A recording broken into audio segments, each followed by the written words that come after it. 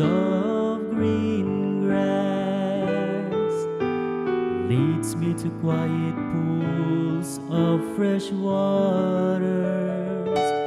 He gives me new strength.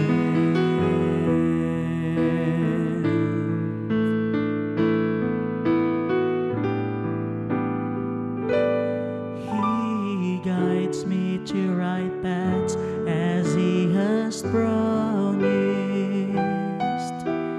Even if I go to the deepest darkness, I will not be afraid, Lord, for You are with me.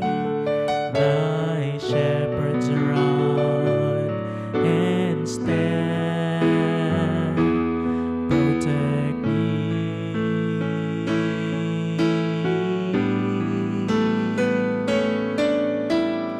You prepare the banquet for me, where all my enemies can see me. You treated me like an honored guest and fill my cup to the brim. I know that Your goodness and love will be with me all my life, and Your house will be my home as long as I live. Amen.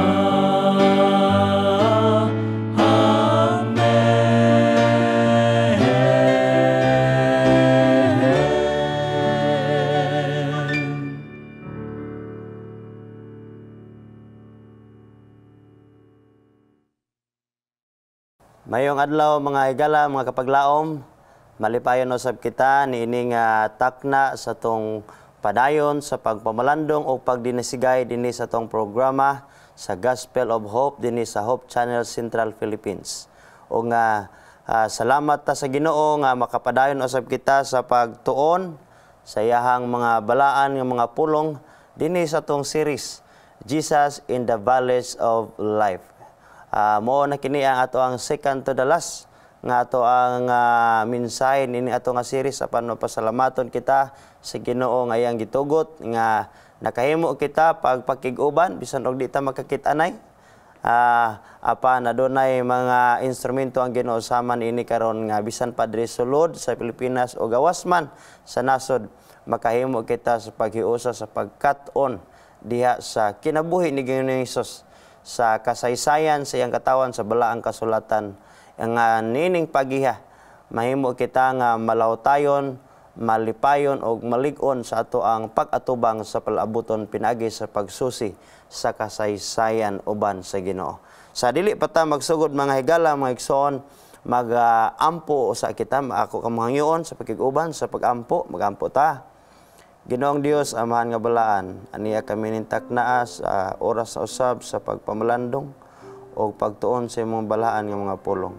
Naghangyo kami Ginoo nga ikaw magapuno kanamo sa espirituhanong kalantip sa pangunauna nga ang imong mga mensahe nga ipadangat kanamo amo gayod kini nga masabtan o masilsil sa among alimpatakan o kasing-kasing.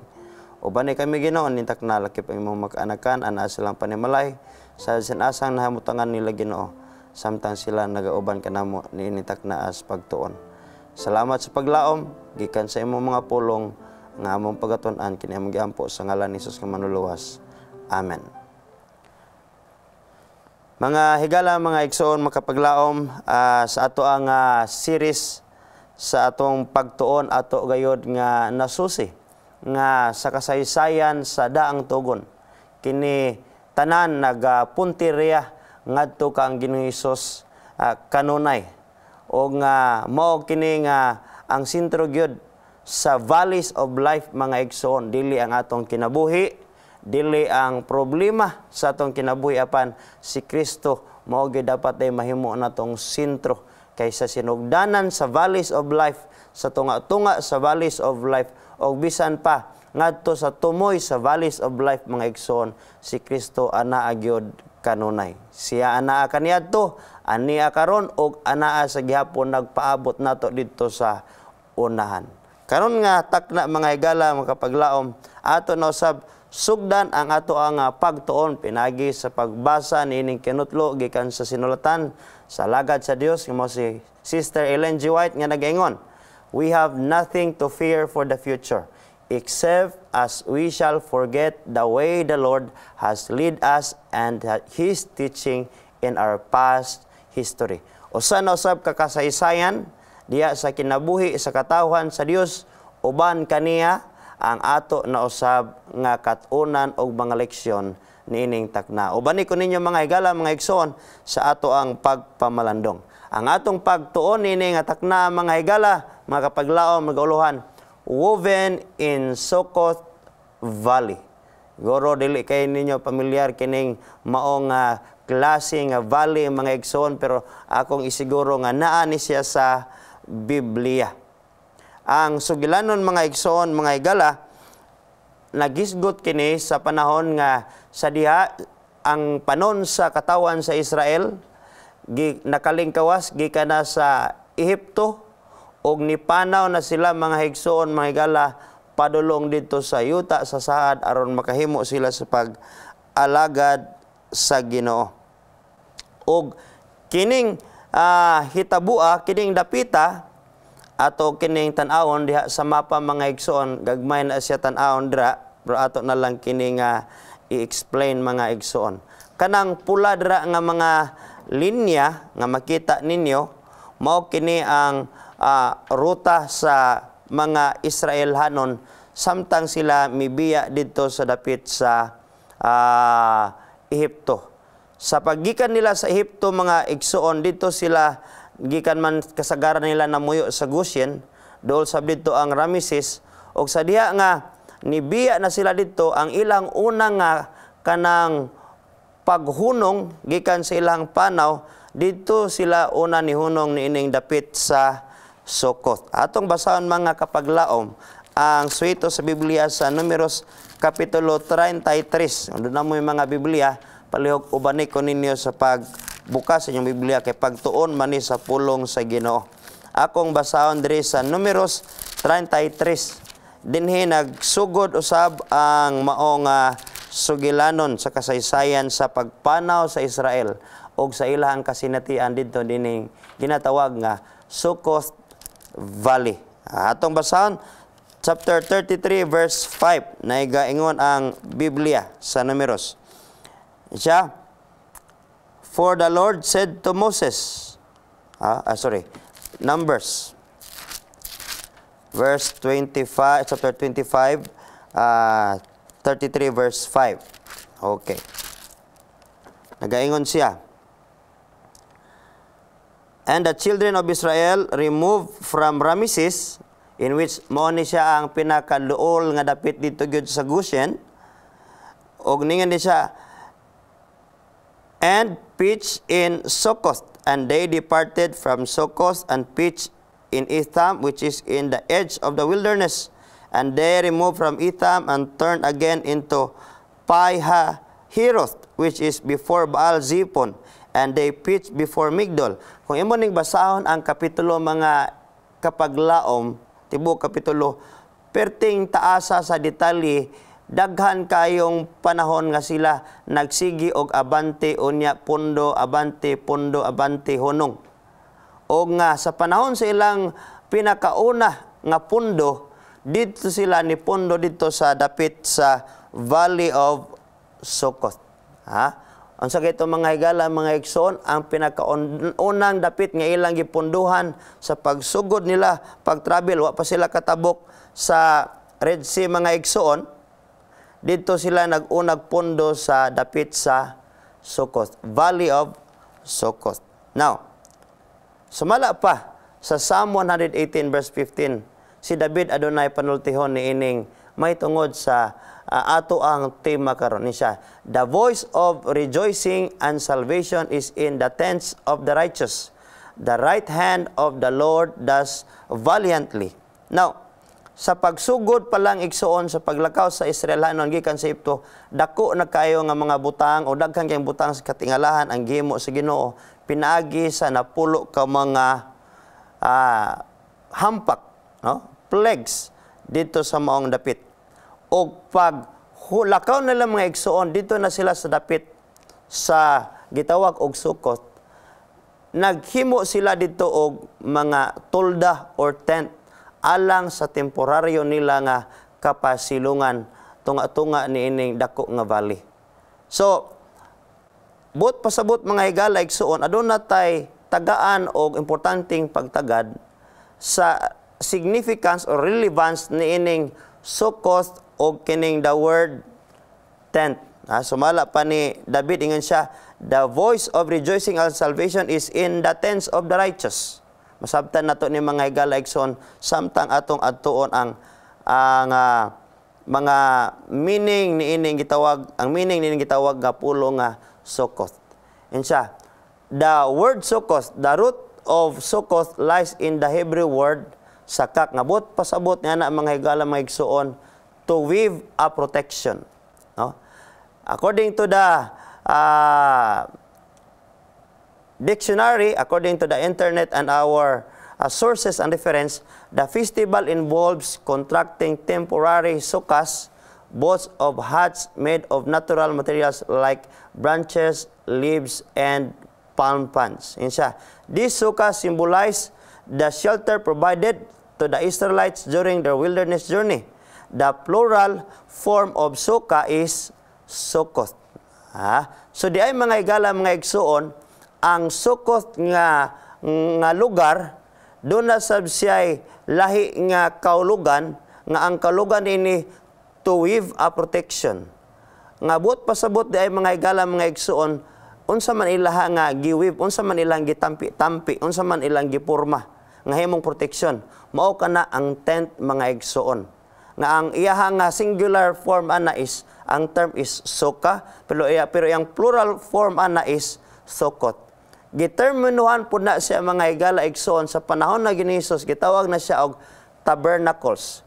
Doon ay kasaulugan, usa sa pinakadako nga kasaulugan sa mga kasaysayan sa kinabuhi sa mga Israelanon mano ang Feast of Tabernacles. Nganong doon na may niini nga kasaulugan, ang Dios actually nagsugo niini kang Moses sa Exodus ug sa Numeros nga unya sa didto na sila sa yuta sa Saad sa Kanaan. Magsaulog sila niini gitawag og Feast of Tabernacle. Nagpainumdom nga kaniadto ang iyang katawan giamuma sa Ginoo sa ilang panaw gikan sa Egypto padulong sa yuta sa Saad ug samtang sa ilahang mga stopovers. Pinakauna nini mo ang dapit sa Sukos, ang ilahang taguanan lamang is mga tent. Tent nga dili pareho nato karon. Ang ilang gamit mga igsuon, mga dahon sa mga tanom nga ilahang giatop-atop, gihimong gambalay nga temporaryo lang nila kapasilungan aron dili sila kayo mainitan og di sab kay sila matugnawan. So mao kini mga igsuon ang Sukkot nga word. Nga di ay nagisgot kini og mga tent, mga temporary dwellings sa mga Israel nga sa diin didto maoy gidesign sa Ginoo alang kanila samtang sila nagapanaw adto sa Kanaan. Sukkot in the Bible mostly refers to a place actually mga igsoon. But iyang meaning sa ako nang gisulti, it talks about tents, no? A temporary dwelling back in the history of the Israelites while they were in their journey towards the promised land. Now, according to the Bible, there are several instances where this place is mentioned. Doon na nagkalailaing dapit ni ining Sukkot. Dili lang siya dito dapit sa first stop over sa mga Israelite, but dito sa dapit sa Kanaan, doon na po lahi dito nga Sukkot. But despite of this several instances where the place Sukkot is mentioned, it still brings in it one meaning. Now, in the Bible, in its first mention, where it's first mentioned, this is mentioned in connection with Jacob's travel after he wrestled with the angel of the Lord by the Jabbok River and was reconciled to his brother Esau the next day. Makita ni mga sugilanon sa unang paggamit ani mga igsoon before pa sa time sa Exodus. Dito back panahon ni Jacob after 20 years nga nibalik na siya dito sa ilahang lugar. Og dito nalisang siya maayo kay nakulbaan siya basin panimaslan pa sa siyang magulang nga mao si Esau. Og nianang gabi una ang sugilanon nabalaka siya og gibahin niya ang kaliwatan, kupuslan pa man og basin og muduol gyud og mataki si Esau usalang kakaliwatan niya ang mamatay. Ang palangga gipaulahi, ang palangga niyang asawa gipauna. Og niya nang gabi una nagampo og mayo si Jacob og nakigrisling sa Ginoo. Mao ang sugilanon. Human mga igsoon, niya nang gabi una ni anang adlawan nagkita sila og wala siya gipaningil ni Esau sa iyang sala. Og nagaksanay sila mga igsoon. Human ni ana nga sila nagaksanay niingon si Jacob nga dili lang ko muuban nimo noy. Igsoon magwang man ni si Esau. Sa dili lang ko muuban nimo, diri lang ko mupuyo dinhi sa dapit sa Sukos. Nga dito gyapon sa dapit sa Kanaan. Kay nibalik gyud siya sa yuta nga gisaad dito pa back sa panahon kang Abraham. So, mao ni usa sa instance nga sa diin kining lugar nga Sukos nahimong puy-anan ni Jacob uban iyang kaliwatan human nga sila na reconcile sa iyang magulang nianang adlaw. Og dito siya nagtukod sa iyang gambalay og nagtukod sa siya og mga tent, no? Mga tulda para sa iyang mga mananap. So, dito ang first history when it comes the place of Sukos. Doon nagyapoy term dito, doon na gigamit yapon nga naghimo siya og tent, no? Iyang kauglingon gambalay og sa gambalay sa iyang mga mananap. Sunod, later in the days of Joshua, sa panahon ni Joshua na mention pod ang kining word nga Sukos o place nga Sukos, nga kining Sukos nahimo ning dapit nga panublion sa kaliwatan ni God. Sa diha nagibayan-bayan na ang yuta sa saad. Now, unsa pa man nga instance sa panahon ni Gideon uban ang iyang army, adunay mga Midianhon nga ilang gilakag og nakig-away sila nianang adlaw og napildi. Og unya sa diha nga gigutom ang iyang mga sundalo, nangayo sila og pagkaon dinhi sa mga tao sa lugar sa Sukos. Lain na po ni siya nga lugar. Apan ang mga tao dito wa mo hatag nila pagtagad silang kinanglan og ilahang gipamatay. Og sunod sa makita sa Psalms chapter 60 and Psalms chapter 108 kaning lugar nga Sukos as it was referred by David a while ago ato ang gibasa. Sukos is referred to as the symbol of victorious occupation of the country of Canaan of the Jordan. So ako nagingon nga ang Sukos pod usa ka dapit nga nahimong panulundon sa mga kaliwat ni God dito sa dapit sa Kanaan. Now, in Numbers chapter 33 atong gibasa ganina o Exodus chapter 12 mga igsoon, dinhi usab ang kasaysayan sa pagbiya sa mga Israelhanon gikan sa Rameses og niadto sila sa Sukot.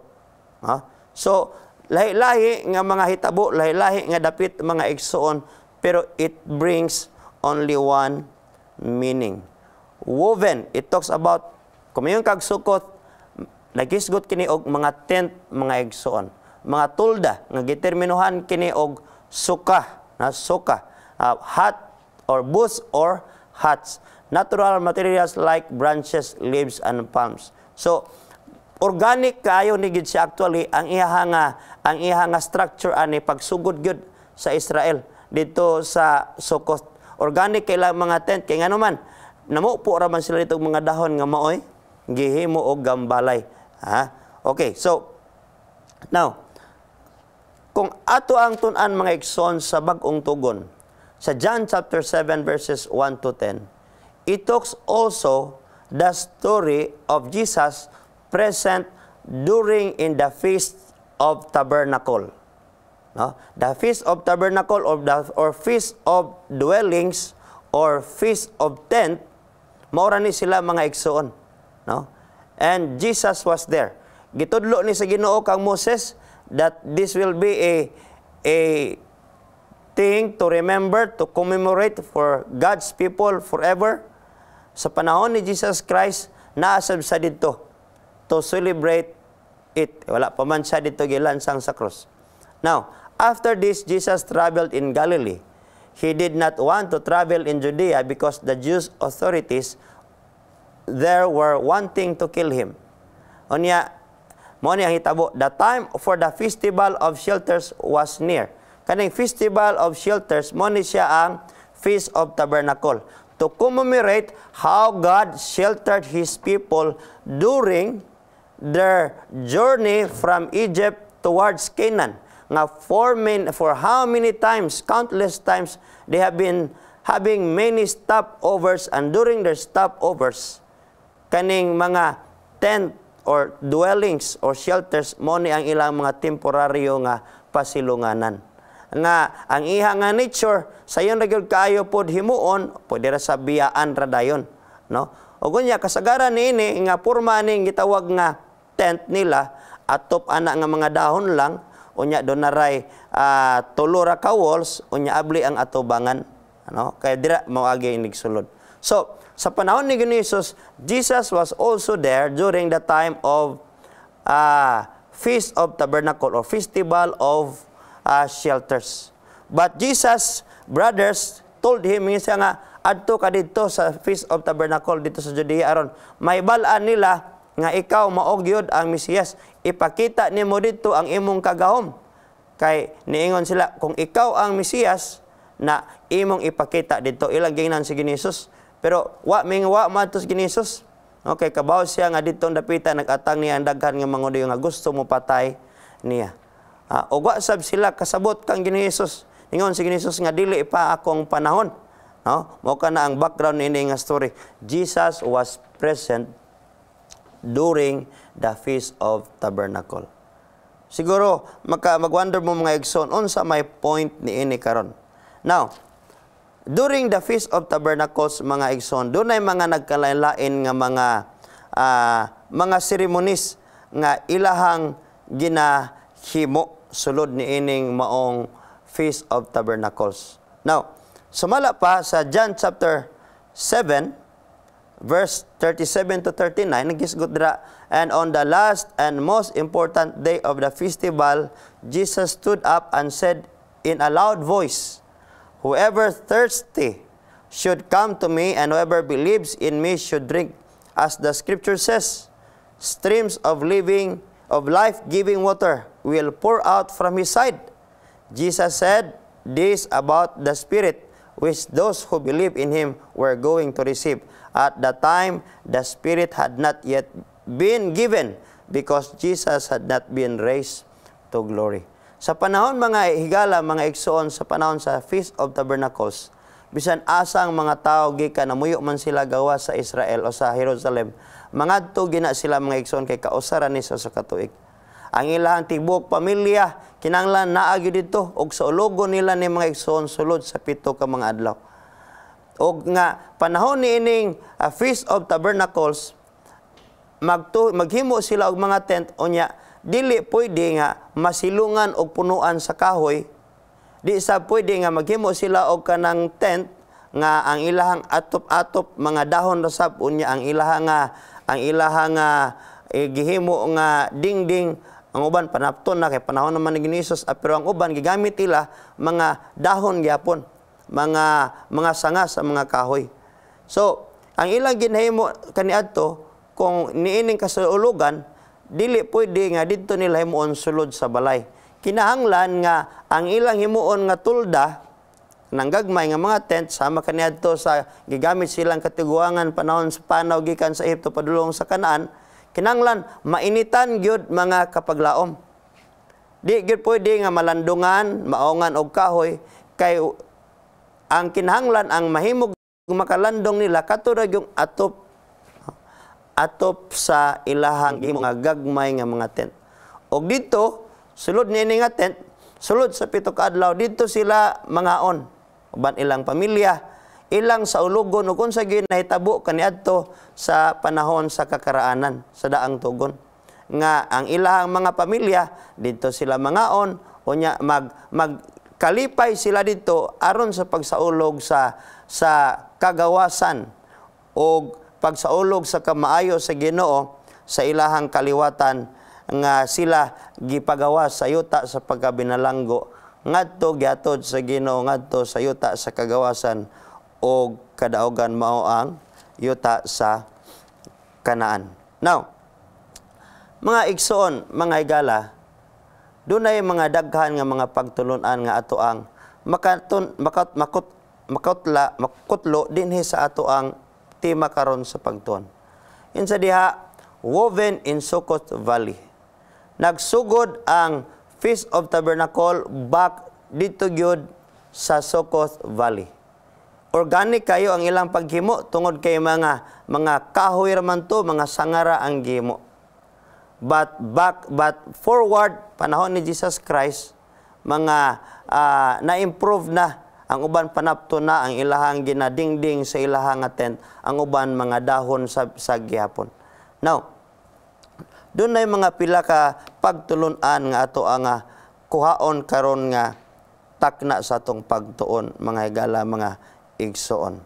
Now, usa sa itabo sa panahon sa Feast of Tabernacle mao kini nga doon na sa ritual nga paghimuon nga ang mga officiating priest magkuha og tubig gikan sa spring og ilasab nga ibubo dito sa ilaha nga altar of rituals ingon pag-commemorate sa panahon nga ang Ginoo nag-sustain sa Israel og tubig dito sa ilahang panaw sa kamingawan.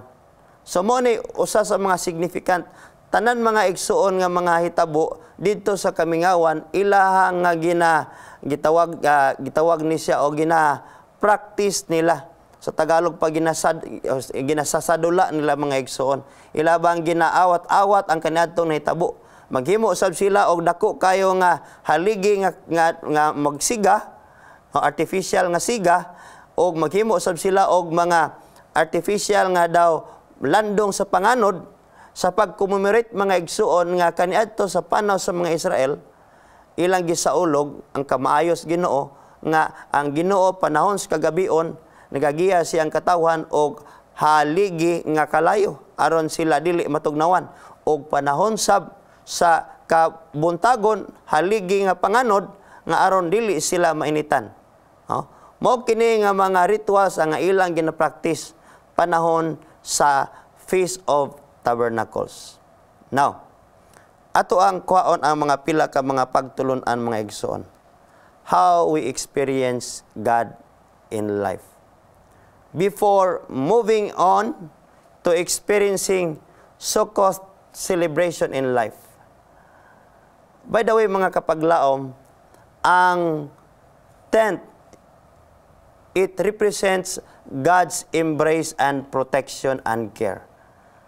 In the midst of wilderness, tent or Sukkot represents God's embrace, care, sustenance, and protection. But of coming to this place, but of coming up to this experience, there must be prerequisite before moving into its place, before having this experience. Now, remember, Jacob, before he went to Sukkot and made his dwelling there with his family. First, if we will read the story in chapter 32 of Genesis, atong mabasa diha nga he wrestled with God in prayer. Gunya, kung imong basahon sa chapter 32 verse 25 o 26, nagisgot diha nga si Jacob nakiglayog sa Ginoo og miingon siya sa Ginoo nga dili ta kabuhian hangtod nga imo kong panalanginan. Og niana sa laktod nga pagkasulti gi panalanginan siya og gipislit ang iyang paa og nagkiang-kiang siya og nawad-an sa kusog nga di na siya kapanlimbasog pinagi siyang kusog apan giingnan siya sa malonda unsa ang imong ngalan. Ingin siya, Hakob karon dili na Hakob imong ngalan, Israel o madinaugon. Og nianang pagkabuntag gisiguro na daan ni Hakob nga inikatubang niya sa iyang igsuon. Doon na siya panalangin ng daan panalipod gikan sa Ginoo niya ng gabiona. And sa akong gisulti ganina, when he met his brother, nagreconcile sila, gidawat siya sa igsuon, o kunya giamuma siya sa igsuon, gitagad siya sa igsuon, o kuman sila nga nagaksanay na reconcile mga igsuon. Dito na dayon siya ni forward sa dapit sa Succoth o dito siya ni puyo. Before experiencing God, we are first to wrestle with God in prayer. Sama usab ni Hakob mga higala mga igsuon. Because Succoth represents the embrace, the protection, the blessing, and the care of God in the valleys of our life, in the valleys of afflictions, in the valleys of troubles and anxieties. Jacob experienced first wrestling with God in prayer, and later he experienced the Succoth experience.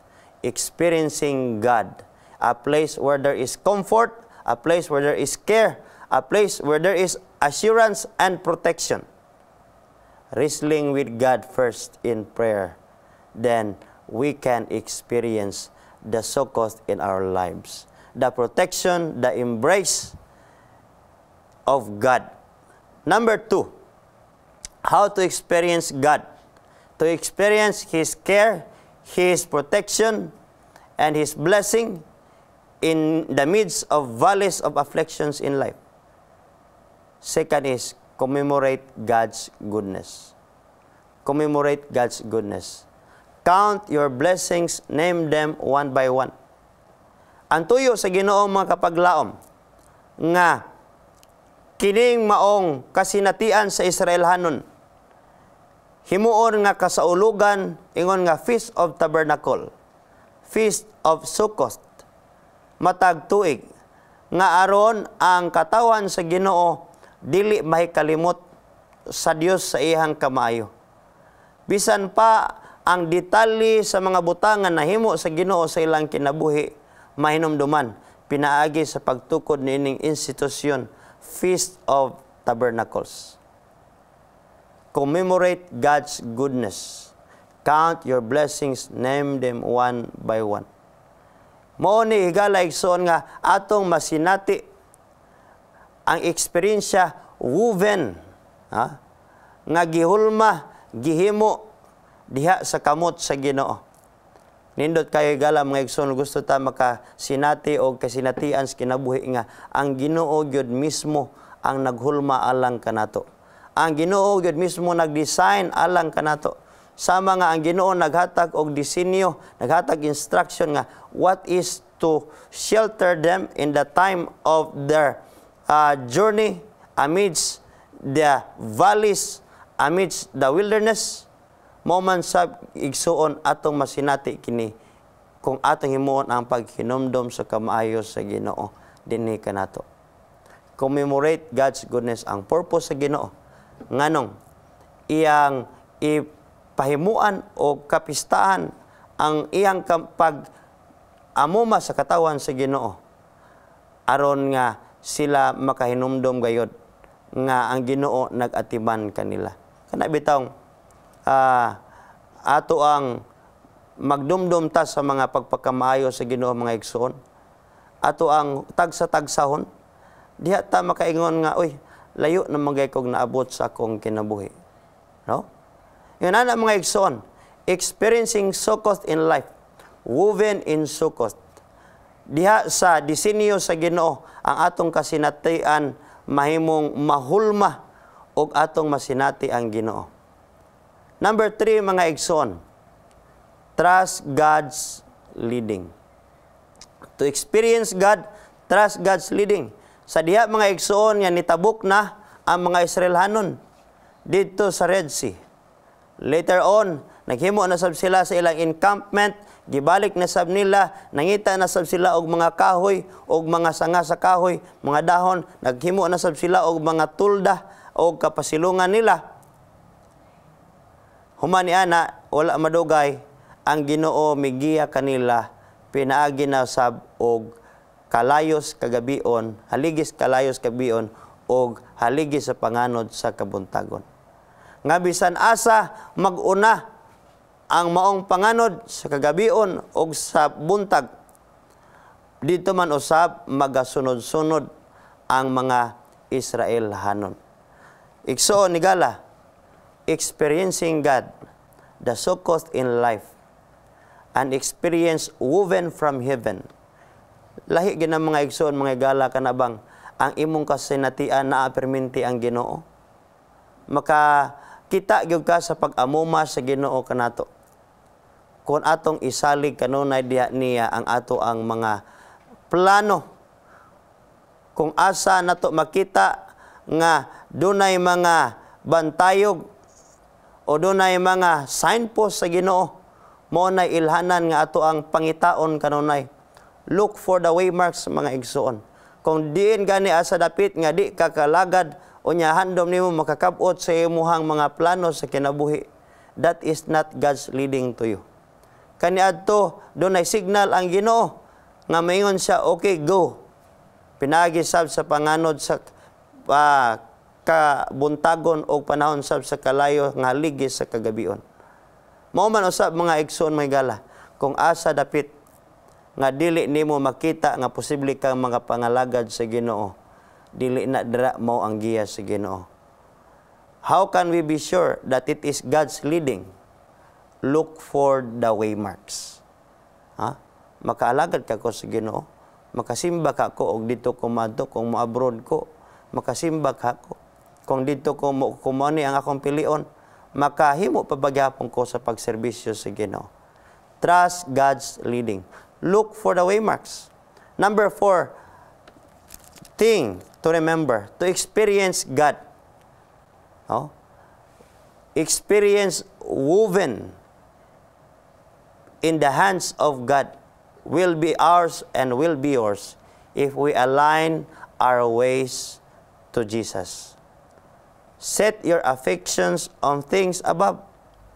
Sa kasinatian, mga igsoon, sa mga Israelhanon, sa mga Hudiyo, sa panahon nga naa si Ginoong Hesus dito sa kasaulugan sa Feast of Tabernacles, naghandom sila, nagdahom sila nga their celebration, their preparation will be graced by Jesus' display of His power, because they know Jesus has been doing miracles.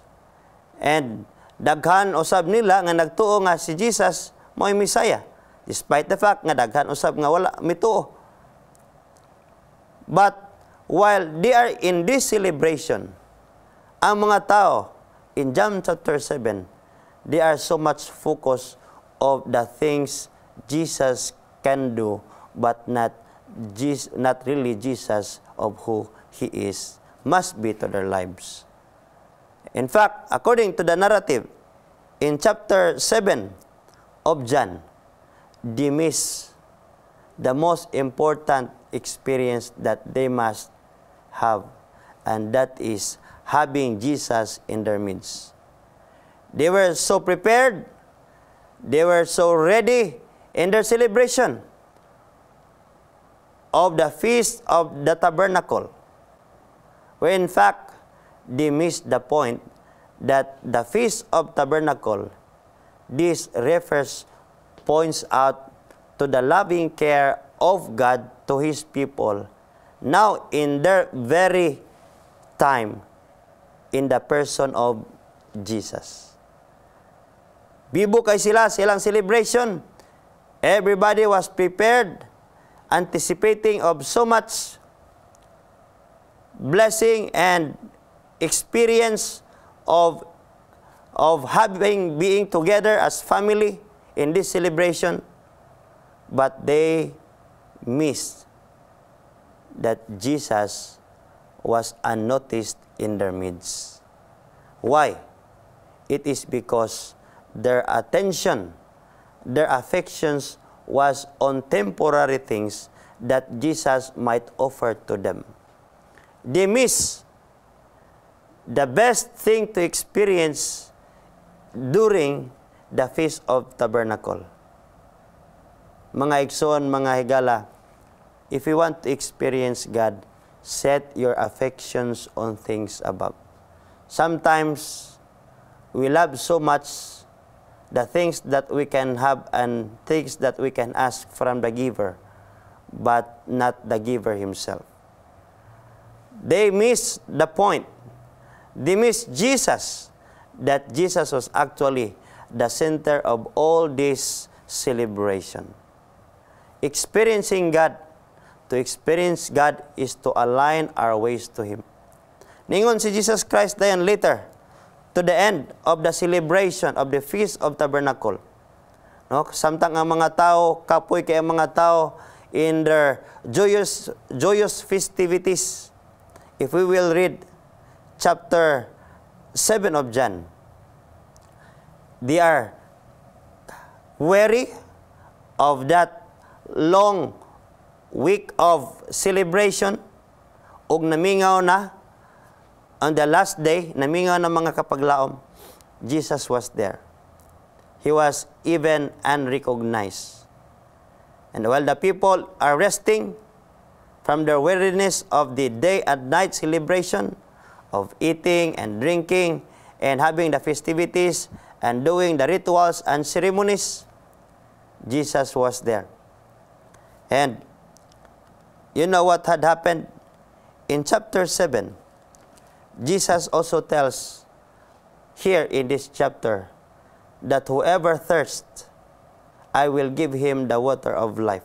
In chapter 7, in this celebration, there would be pouring out of water, commemorating God's sustenance of water in the wilderness. And now, Jesus proclaims Himself to be giving water of life to those who are thirsty.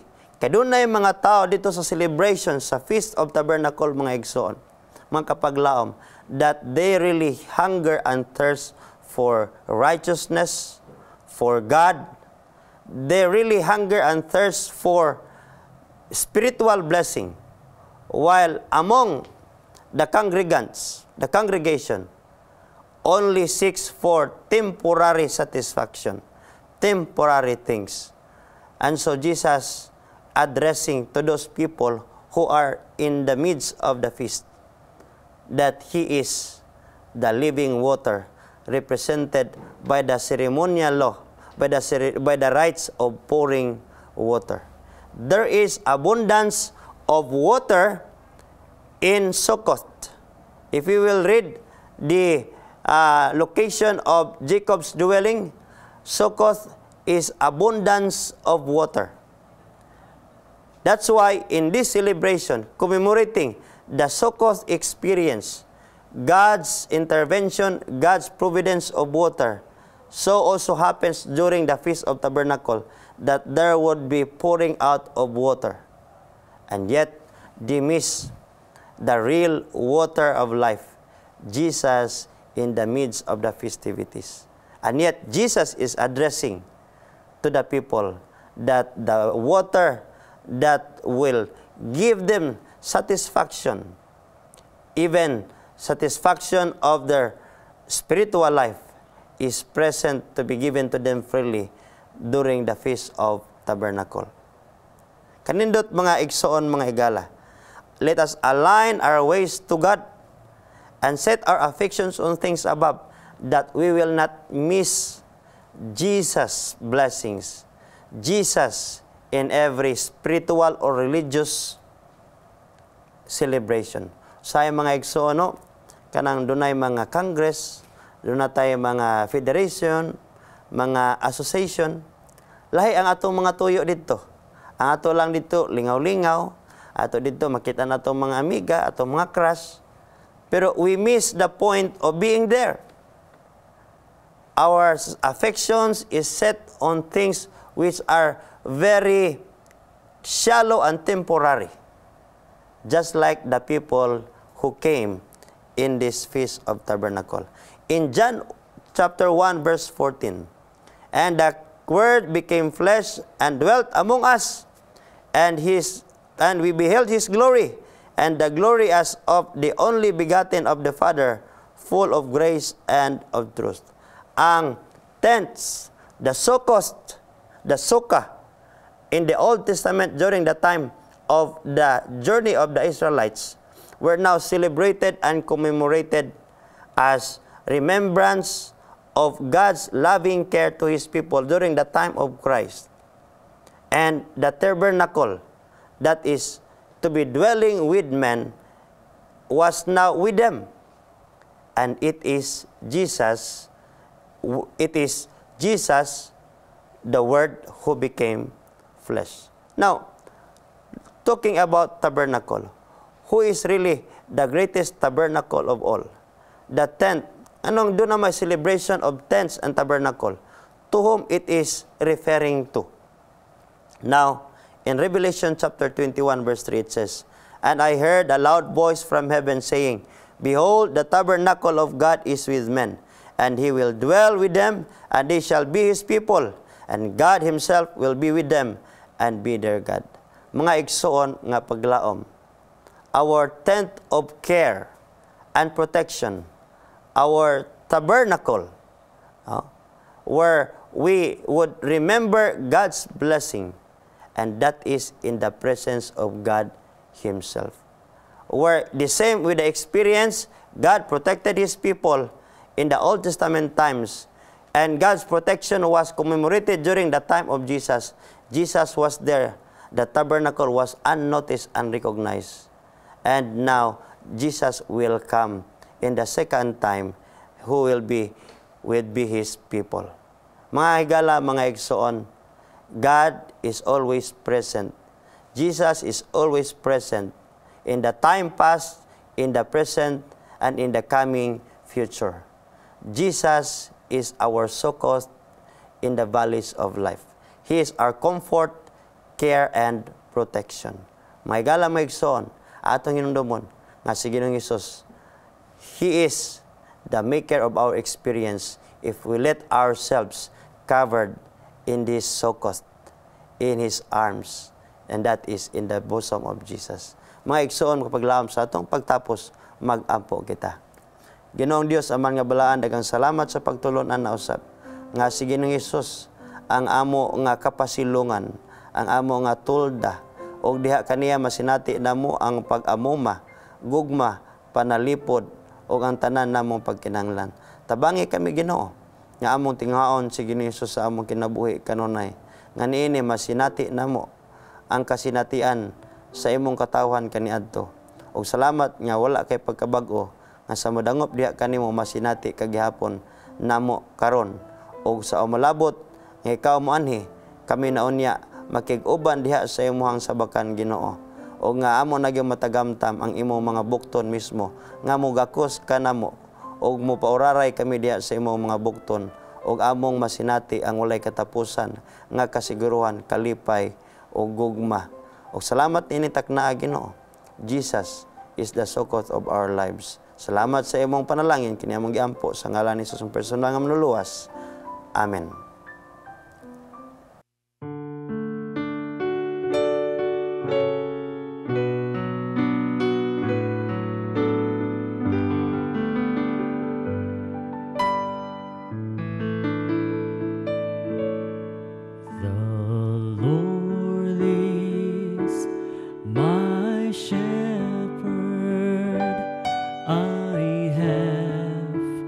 Everything I need. He lets me rest in fields of green grass, leads me to quiet pools of fresh waters. He gives me new strength.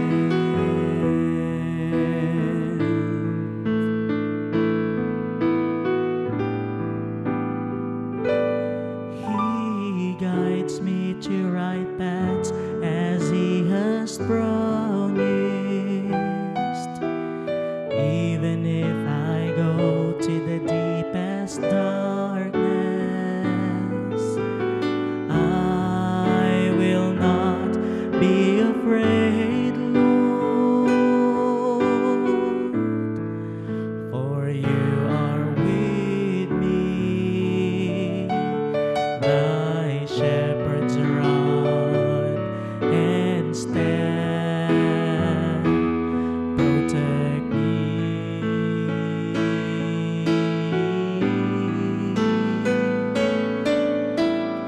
You prepare